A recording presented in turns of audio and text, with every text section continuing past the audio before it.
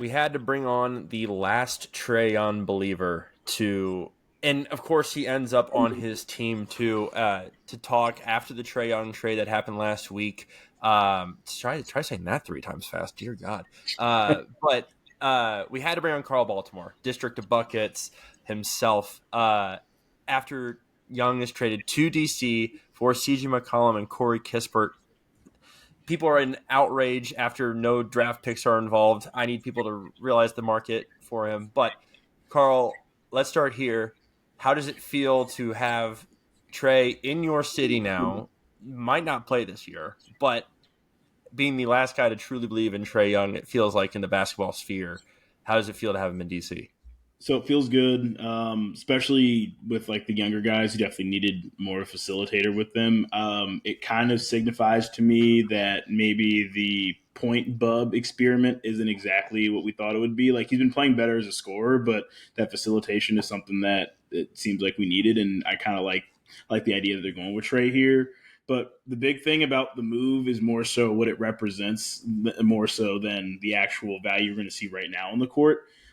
More so it being essentially a reshuffling of the deck of what is Bradley Beal's, like I think that trade from or him on the first year of his Supermax deal. So pretty much flipping that into into the pieces like you had the Jordan Poole era and all that, and then flipping everything even further down the line up until till now. With gaining assets actually along the way, I think it's Right. like a net gain with everything, and then kind of signifying that move being made kind of right around the time the Wizards started playing pretty good basketball, like just makes me really excited for kind of where the team thinks they are. And there's still a long way to go, but a little bit closer now that we made this move. Because Adam, I'll say this: the fact they didn't have to give up Koulibaly, who is still like a prospect in the fact of his offensive talent, but also you keep the semblance of these young guys. You didn't have to give up a guy who's within his first like 4 or 5 years. The only guy like close to that's Kispert. I think this is a phenomenal like how the Wizards pulled this off without having to give up a pick. But it feels like a great, like Carl said, like gaining of assets from the Beal trade to now. Yeah, the train of moves like made a ton of sense when you like really see it laid out. You're like, oh wow, that's actually like they did quite a good job of getting out of that and into this situation here where it's basically like a no risk move. It's like, hey, if this works, awesome. Like now we have like a really good engine for our offense that like can like like you said facilitate for all the young guys. If it doesn't work, it's like all right, like we didn't lose that much in the process. So it's like that's okay. If it doesn't work, you tie it off and move on to the next thing. I mean that's I think it's like a home run for the Wizards. Like it's just low risk to almost no risk, and for a team that needed something. And what are you going to do? Like, were you going to sign a Trae Young, in a couple of years? Like, probably not. So, like, this makes the most sense. Like, you're going to grab a piece like this and see, what it could turn into. Why not? I hope he does play this year. I obviously, health dependent. Like, I hope it's not one of those things like we're just going to shut him down, like just out of an abundance of, and like I don't know. We're seeing so much of that. And again, Mitch, that goes to kind of what we talked about last week, but like some of the tanking stuff. It's like, man, it'd be great to just see these guys play. Let's just like actually see them play and see what this team could do. I would be in the mode of like, let's get as much information as possible, see what he has in the tank, and then kind of go from there. But no, I think for the Wizards, home run. For the Hawks, wow. I mean, talk about asset mismanagement. They could have gotten a couple years ago like a king's ransom for him, and it's just this is it after all that. This is what you end up with. That's got to be a bummer for Hawks fans. So the funny thing about this trade is that it's essentially the Hawks version of Bradley Beal. Like that, like this is where it's like, oh, like if you would have made this trade back then, like you really could have got whatever you want for him. You just decided to hold on too long, you don't get much for him. So like almost a same feel on that other side of the trade. Yep. Well, and I'll say this too, it is in the Hawks' mind, it's like, okay, it's a win now kind of move because I guess you're thinking of McCollum as like another scorer to go along with this team because Jalen Johnson's kind of taken over as the point forward-esque kind of player. And Kispert has looked good for most of the season. He's just a shooter off the bench, which the Hawks seemingly have at least 3 of those at all times. It feels like it never feels like they're lacking those. My concern is, like you said, Adam, it is like this mismanagement of resources because you're You're trading what was once your franchise face. Who care? I mean, listen, we can talk about that, how fraudulent that 21 Eastern Conference run was, but he still did it with the roster that had no All-Stars on it, and it's still very impressive. I got in a conversation with the guy on Twitter this week about how like it like that 21 playoffs in the East was just fraudulent in itself. But the fact that Young could have, like you said, gotten moved for such a better haul like 2 years ago, when this was like possible in the works. Like this was before like Luka got traded to LA. Like there was people wanting him in LA, and so it's like it's one of those things. It's like, man, timing is everything in the NBA. Everything. Yep. That is what we're learning right now too.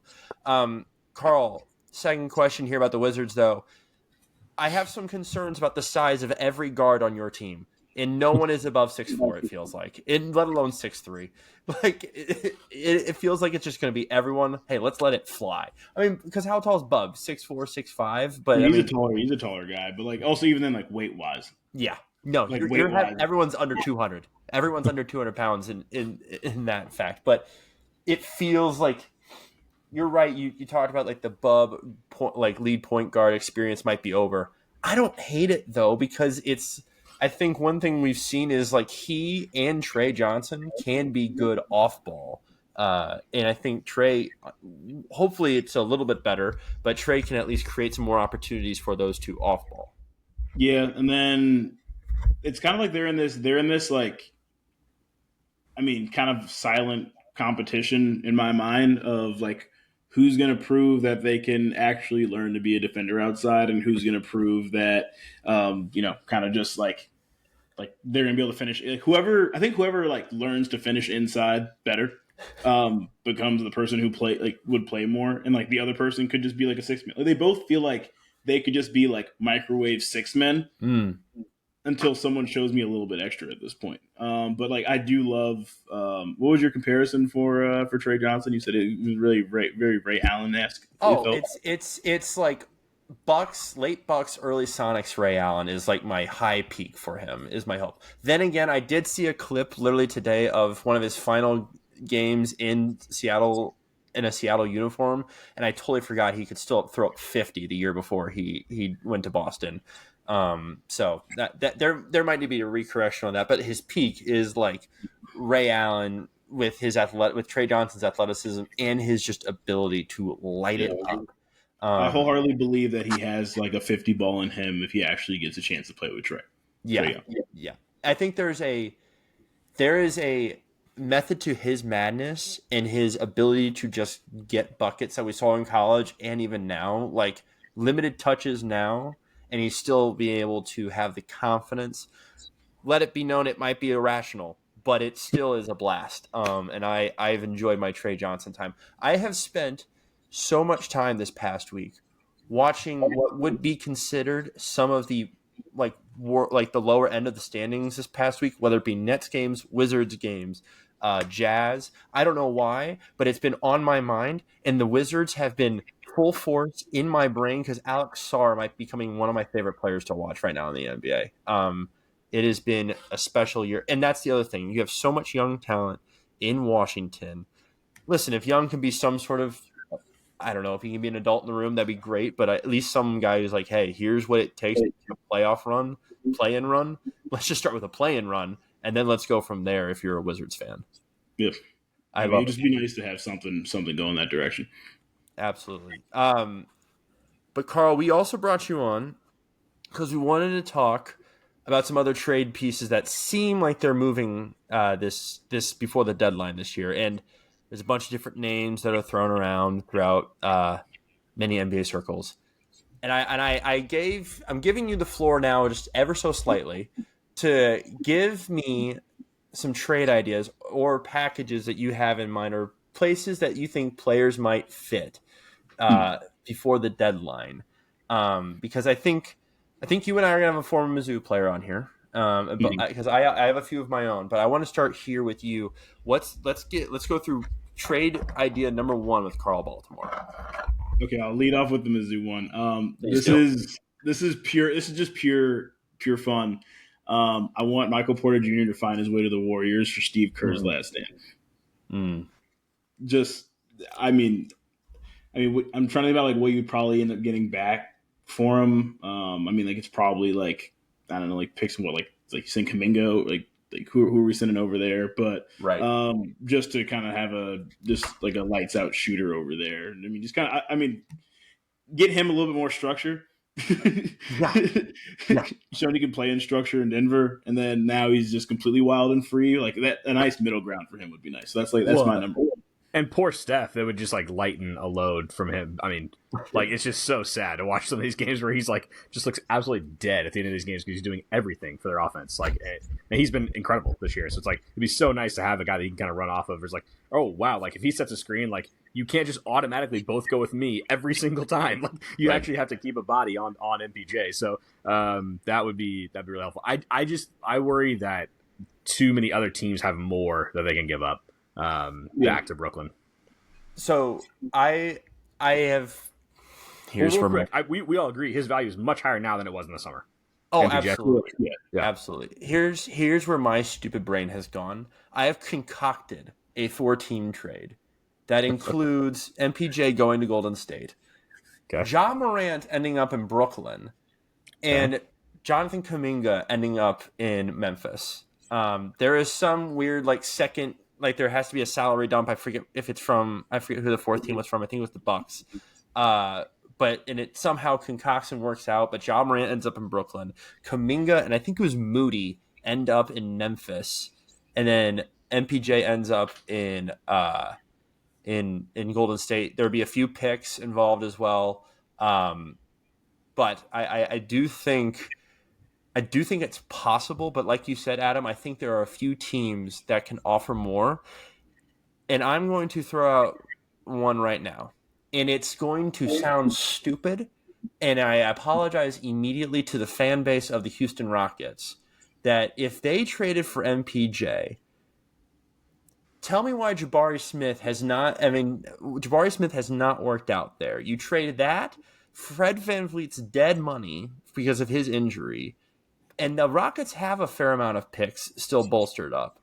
Why wouldn't that be better than what Golden State, Detroit, or any other team could offer? And that provides another, like an actual outside scoring option that Jabari Smith has not been. Jabari Smith's a much better defender, don't get me wrong.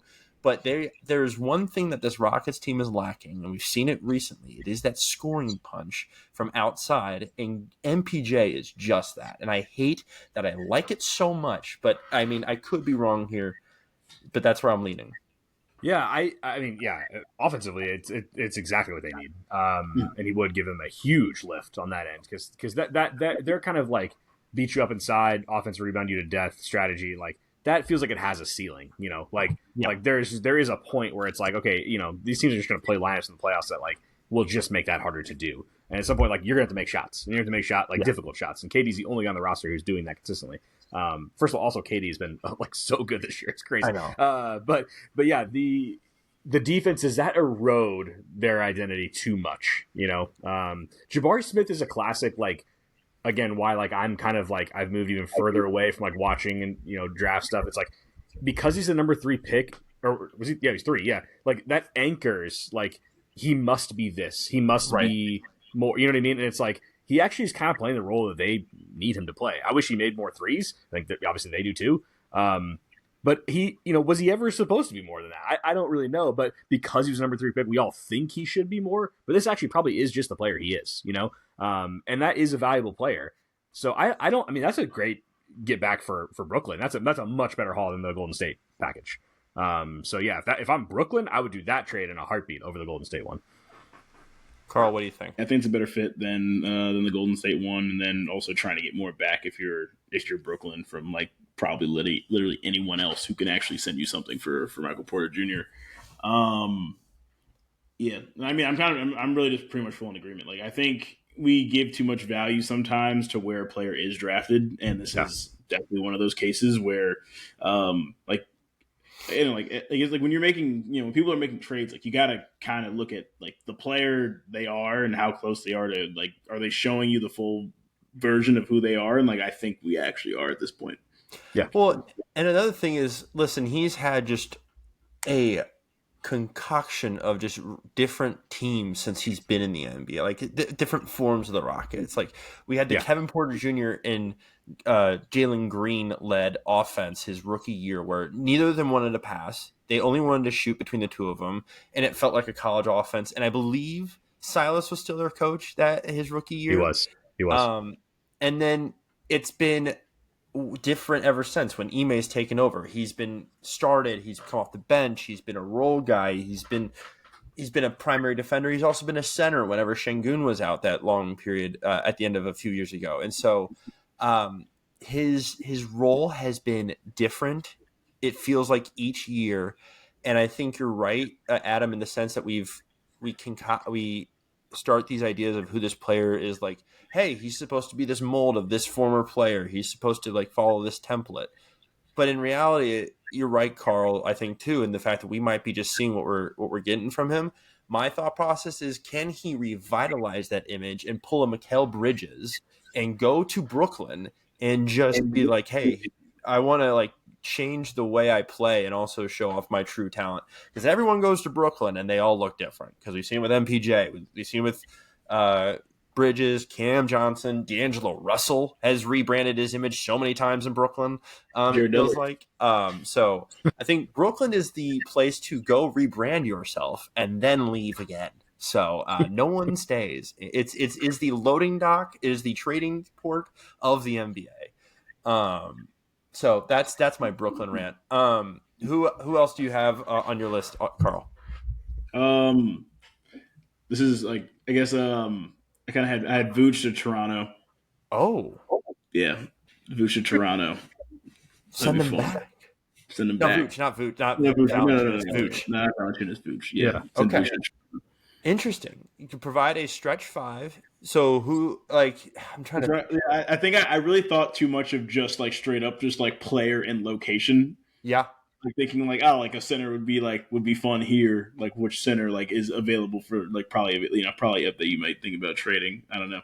I would just like to see him playing on the Raptors personally. Well, it would work because Pirtle, if you wanted to move Pirtle for Vooch, you could do that. It is like have left on his deal. Pirtle or Vooch? Vooch is I think he's expiring. Pirtle has expiring. And Pirtle has one more year after this year. So okay. He's got 2 years left. So yeah, you gotta ask why Chicago would be doing that then.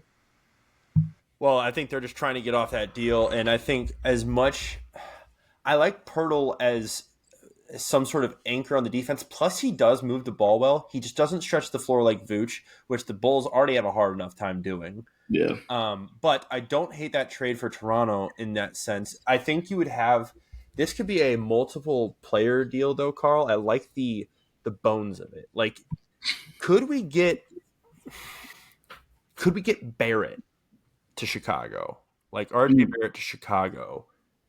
It would have to be okay. So what about Barrett to Chicago? Throw in Ayo Dosunmu, who like needs to be on a good team. It like could be an awesome role player on a good team, but like doesn't need to have the ball. Yeah. And RJ Barrett needs the ball more, and they already have guys who kind of do a lot of that on Toronto. So maybe those two are kind of involved as well. Yeah, I don't know if that moves the needle for Toronto, but Toronto's good, man. That's a real playoff team. Like that's just like maybe a couple guys away from like actually being able to win a round. Absolutely agree. Adam, I'm going to ask you, do you have a player where you think this location would be perfect for them? Oh man. On the spot. How yeah, no, that's fine. Yeah. How high of what tier of player are we talking about? Because we're talking at least a starter. Or could be like on a team or could be at least a prominent role guy on a team. So let's get a distressed asset on a team that's not a playoff team right now, and let's try to add them to like one of these like kind of 4 through 8 playoff teams, and kind of see MPJ is kind of like the right like type of player. He's obviously he's really good. So let's just do this live. We're gonna go through the standings, and we can do this all together. Is there a Charlotte Hornet that makes more sense on like the Nuggets? So on the Nuggets, no. But can we talk about Miles Bridges real quick? Because listen, he is going. I think there's been talk in my brain, nowhere else, just in my Mitchell Cell's brain, of is Miles Bridges a LA Clipper? Like, could Miles Bridges, like, not that the Clippers are anywhere near the playoffs right now because the West is just packed, but in my mind, Miles Bridges' like key spot is either the Clippers or send him to Phoenix because listen. Royce O'Neal, God bless his soul, that man is fighting for his life at 6'5" as the power forward on that team, and I think Bridges could be a just athletic like catapult for that team. Now it He could help is what a lot. would Phoenix have to give up. Yeah. So the Clippers are, they don't mind a little bit of controversy. So yeah, No, they don't. As far as the team, signing someone, who's got a pass like, Miles Bridges does, they probably wouldn't shy away from that, or trading for somebody like that. So they seem to not care a whole lot about off court stuff. So, but Phoenix, he actually he's playing well. I mean, that's the thing is Bridges, for all the, the off court issues, he's playing well. As I said, the Charlotte thing, Mitch, I did think about Colin Sexton to the Wolves, which we've talked about already. Oh, yeah, we talked that over. So that's we can kind of leave that one where it is. But I don't know. The Lakers need multiple guys to actually become a real playoff threat. So are there any of these dudes on Indiana, Washington, New Orleans, Sacramento that could go to the Lakers and actually move the needle for them without them having to move one of their big three guys? Well, that's the thing. Outside of those big three guys, what's an asset that anyone would want off the Lakers? Yeah, probably not much. Yeah, that's the thing. Everyone's going to want to draft one pick to trade in the next few years, right? They have one that they're allowed to trade. Yeah. Is Jalen Wells a needle mover for the Lakers? No. Okay, so my other thought was this: the Kings are just the shit show in the NBA. I'm not back, baby. Listen, I will not pull the Zach Lowe and just go ham wild on the Kings. That was awesome. That was ridiculous, and that's still being talked about 4 months later. Well, and he was right. He is right. I'm not disagreeing with you. Not disagreeing with you there. Can we somehow concoct a way that, listen, it's not going to be a life-changing deal for Milwaukee, but can Zach LaVine just end up in Milwaukee and it would involve your Spurs because I had this idea. It would mean you would finally get off the Jeremy Sohan minutes and deal. And what if Zach LaVine ends up in Milwaukee, Bobby Portis ends up in San Antonio, and then the Kings get Kuzma, Gary Trent, Jeremy Sohan, and at least a pick or two, one from Milwaukee and then one from San Antonio. If the Spurs have to give up a first round pick, I think they do that because they're not gonna. I don't think they're gonna give. They're obviously not gonna give much of a look in for Sohan for the rest of the season. He's not gonna get some big deal in the offseason. So that's just money that's just gonna come off the books. So it's they shouldn't need to attach a pick to get rid of him. So, but I love Bobby Portis, and that would be a huge get. I like that. I actually like that for Sacramento too. I actually okay, that's actually some real guys coming back that actually moves you in a different direction and gets you off of some of the big heavy money. That's interesting. Yeah, that's just my thought. That was a thought I had, and I'm just throwing it out there. My dream, my one, for us as a Spurs fan, to grab from one of these. I mean, other than obviously Larry Markkinen, but that's ridiculous. PJ Washington. I want PJ Washington. I think he'd be a perfect fit on the Spurs team. I don't think the interstate trade is going to happen though. Yeah, that's incredibly rare that the Spurs and Mavs do. Not anymore. Yeah, not anymore. No, yeah, not at all. Yeah. No. Okay. There was also another thing that happened this weekend. Oh wait, Carl, do you have any other trade ideas? I apologize. Well, I mean, this is more just a forum, Ja Morant. What? Please. Where do we? I guess this is kind of like almost kind of me throwing the question that you had to me last time I was on. Like, what is the ideal landing spot for a John Morant, and like where you can maximize and also minimize some of the off the court stuff that's been happening? Okay, so Adam, listen, I want to start with two, and I said Brooklyn earlier. That's just a spot that Yeah, Brooklyn I think can that's smart. revamp his image, and also puts butts in seats. Why not? The other one, which makes literally no sense based on the team and based on like why the heck would he go there, is Miami. But that's where everyone is thinking he's going, because why would he go to Heat Culture Nation where they're all hard asses and go to the place where he hated the offense that now they're running down in Miami? Why would they do that? No idea. And yet my brain consistently goes there. Makes no sense, but that's where I'm going. If he went down there and actually drank the Kool-Aid and actually bought into the culture, like for real, that could work. I'm just skeptical about all that. And it is like, yeah, it is an odd fit, like roster wise. Like it's just like, oh, this like, you know, this like point guard who can't really shoot, who like needs the ball a ton. I don't know. That's just a strange combination. But like, you know, theoretically, like that is the type of place that someone like him could really use to change, you know, his whole career around. My kind of like goofy one that I think would just be like just hilarious is New Orleans. Him and Zion together in New Orleans would just be like wow, look where we've come. It's like those top two picks from this like what was supposed to be this amazing 2019 draft, and it's like, well, they actually finally get to play together in this like, you know, like backwater franchise that will probably move in the near future. Like it's just such a goofy team that's like seemingly going nowhere. But Zion's been good this year when he plays. It's just like the team's a mess.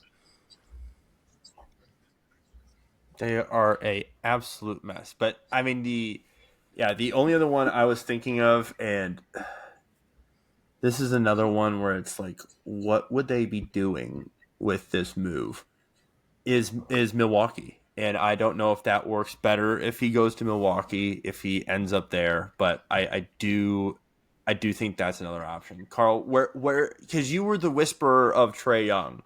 Do you have an idea of where Morant should go? Do I have an idea where you're gonna go?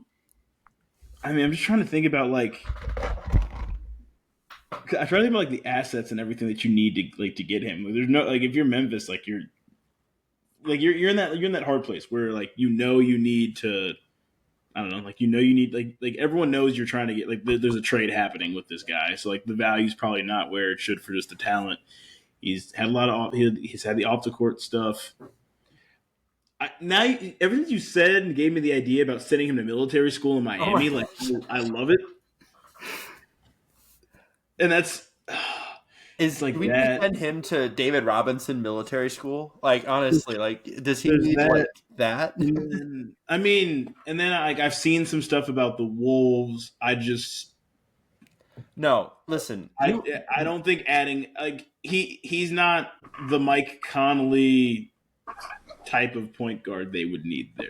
Like he's not that type of guy. No, and that's the thing. It's like Minnesota would be the worst place for him to show up. It would be absolutely asinine if he ends up in Minnesota and plays for them. Plus, it would be a deal where it ends up being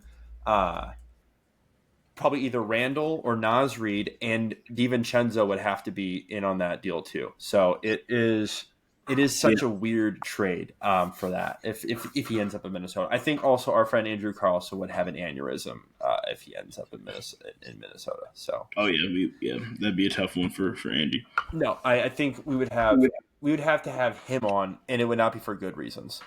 So I understand it.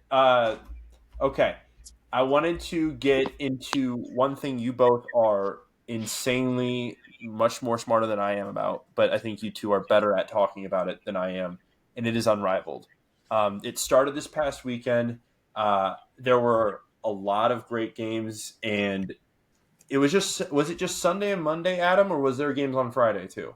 Yeah, it was 4 straight days of games. So it started last Monday, just over a week ago, and then this weekend there were 4 straight days of games, 2 each day. So 8 teams now. That's I think the biggest change. Obviously, added 2 teams and a bunch of new players. Biggest addition clearly being Paige Beckers. Their jerseys sold out immediately, and they actually have the jerseys in the store ready to go right away from tip this time. So that's really cool to see. But yeah, Carl, what have you seen so far? Unrivaled. Oh, I mean, really like the launch. I mean, the like from like the jersey side and all that other stuff kind of be like you really show that they like.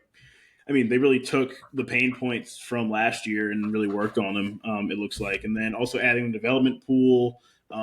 Nice to kind of see. I guess this generation, I'd say, of like the young WNBA players that are getting into this kind of like we always talk about the style, like the 3-on-3, a lot more ISO ball, like really kind of fits like this crop of WNBA players. Like you see, like Paige Beckers, who like Paige Beckers is someone in 5-on-5. Like I don't like you rarely see her make the wrong decision ever. And then so now you're getting a point where you have that along with a little bit more 1-on-1, like a little more pat the bags there, a lot more to show off. I mean, that's been so much fun to watch. And then you're seeing like the seasoned veterans, like Chelsea Gray can score in bunches in general. She's been like ridiculous. Just insane. Yeah. It was what Dearica Hamby just had like the 40-point game. Like it's just that awesome, just free flowing feel of basketball, which I still think we need. Like we got to figure out a way to even like get this more traveling around like in the future, because like being able to actually like see that up close and personal is amazing. Yeah, and it looks like they've made a couple tweaks to like the kind of like, and it's not really an arena, like the venue. They have added a few more seats and things like that. So it looks like they've pretty much all been sellouts so far. I don't know, yeah, it's on a good trajectory. I think they clearly like you said, listened to some of the stuff, tweaked some things, but kept the kind of spirit of it, of like what it is. Obviously, Fee being out sucks. I mean, that's just just brutal. When you don't have already the MVP of the WNBA, like having that kind of woman who's finished second a couple years in a row now was awesome, and she won the one-on-one thing. She's a founder of the league.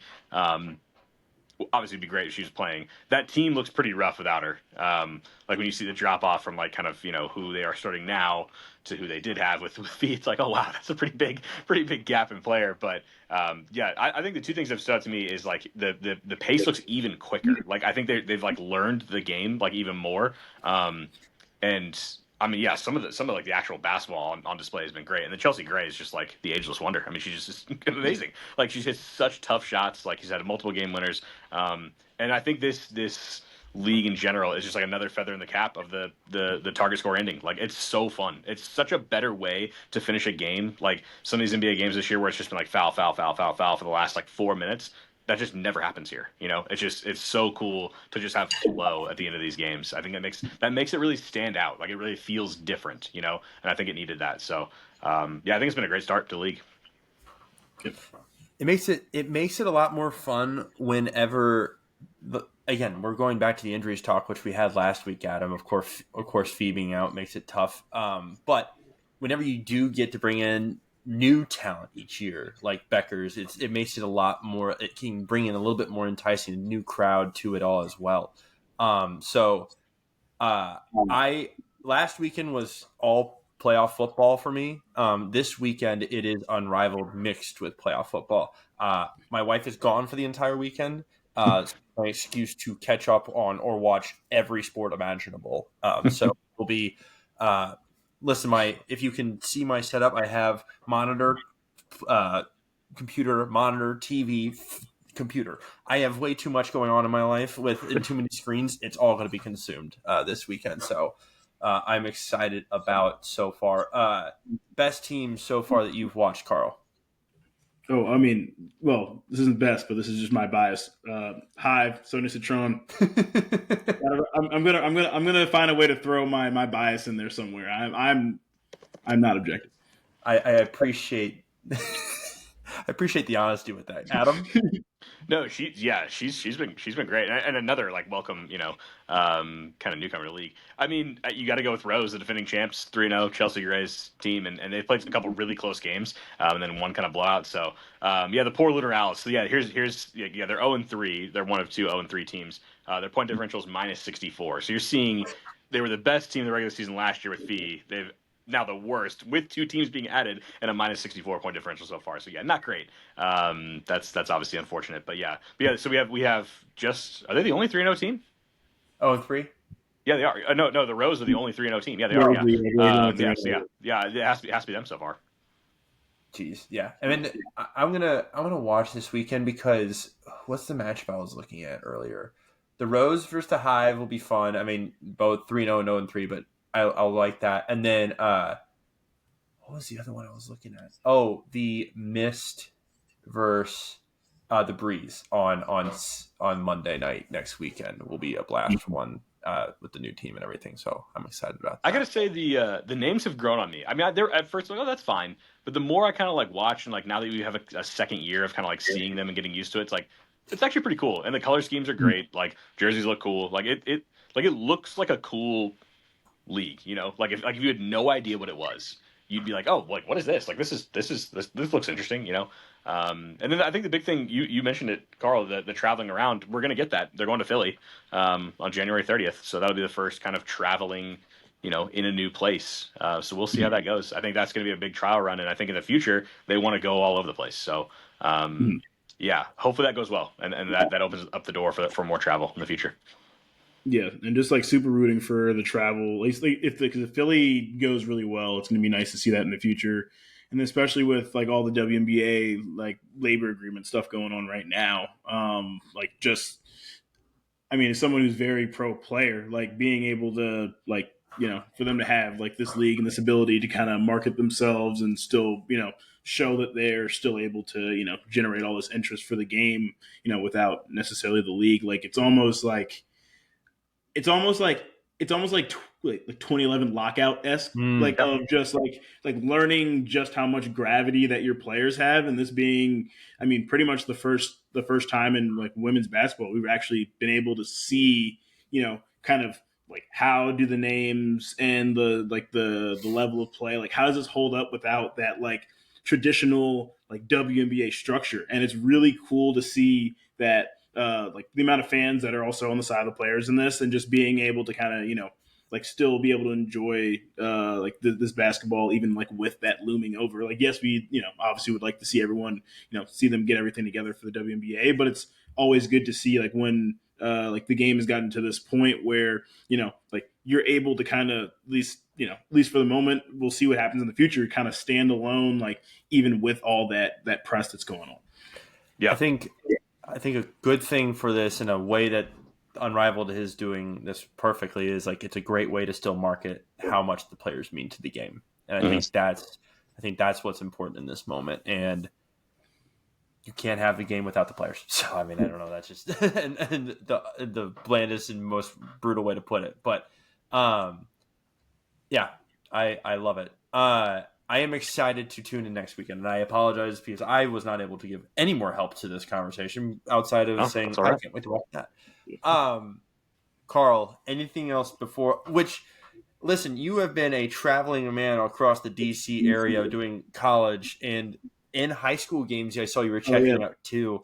My man, you were going all over DMV area. What can we expect from you in this, like for the rest of this month? I mean, I know you hopped on the pod after just going to the Georgetown game tonight.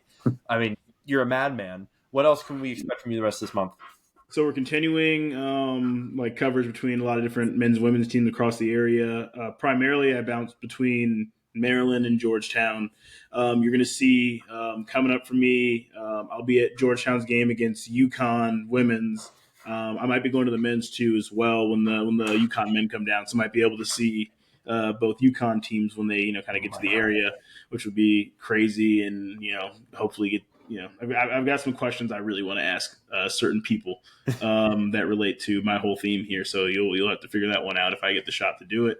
And then on top of that, I'm going to see, how much it takes for me to, try to get single game in for NBA. Hopefully we'll see how that goes. And then, but definitely plan is that going to Howard versus Morehouse on MLK Day.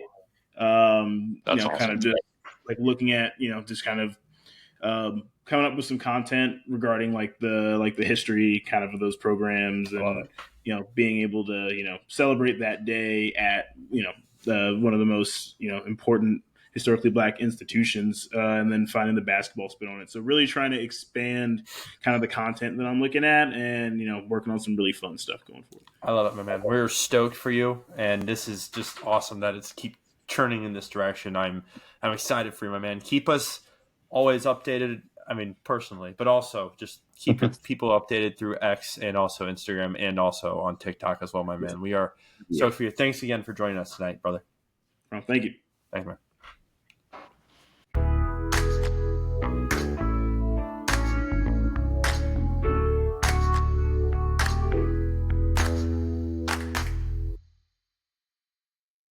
Adam and I thought we should wrap up the pod by talking about the fact that both of our teams played each other this weekend. Played on Saturday, and it was a good game. It was. And it was in Boston, and your best player, Wembanyama, decided to say really nice things about the TD Garden after the game. I don't know if you saw that. I did. Yeah, it's cool. In comparison to what he said about Madison Square Garden, which was hilarious in my mind. Yeah. If you saw the comparing comments. Spurs did win. I'm going to cry about that another day. But the Spurs just look like a juggernaut. Even though they lost tonight, I'm just letting you know, I'm breaking the news to you if you haven't looked yet. They did lose to the Thunder. I saw it. Yeah, I did see it. Yeah, I was still watching the entire game, but I did see, unfortunately. Spurs did win 100-95 against the Celtics. Adam, when you were watching this game, what stood out to you most from either side? I thought the Spurs kind of like resiliency in that fourth quarter to kind of that late comeback was encouraging because they haven't played great since the kind of the Thunder roll the 3 games over the Thunder. Since Christmas.